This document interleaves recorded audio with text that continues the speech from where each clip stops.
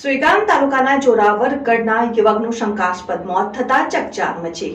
ગુરુવારના સાંજના સમયે સુઈગામ તાલુકાના જોરાવરગઢના 28 વર્ષીય યુવકની તબિયત લથડતા બાબર સરકારી હોસ્પિટલ ખાતે સારવાર અર્થે ખસેડવામાં આવેલ।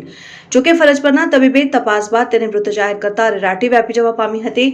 સૂત્રો દ્વારા જાણવા મળતી માહિતી મુજબ સુઈગામ તાલુકાના જોરાવરગઢના દશરથભાઈ મુનાભાઈ ઠાકોર ઉંમર વર્ષ 28, બે બાળકોનો પિતા, મજૂરી કરીને ગુજરાન ચલાવતો હતો। ગત ગુરુવારના રોજ તેની તબિયત અચાનક લથડતા બાબરની સરકારી હોસ્પિટલમાં સારવાર અર્થે ખસેડાયો, જ્યાં ફરજ પરના તબીબે તપાસ દરમિયાન મૃત જાહેર કરવામાં આવેલ। સુઈગામ પોલીસને આ બાબતે જાણ કરતા ભાભર સરકારી હોસ્પિટલ ખાતે સુઈગામ પીએસઆઈ પોલીસ સ્ટાફ અને બોર્ડર પીએસઆઈ જાડેજા, ભાભર મામલતદાર RM ચૌધરીની હાજરીમાં પંચનામું સહિતની કામગીરી હાથ ધરવામાં આવેલ।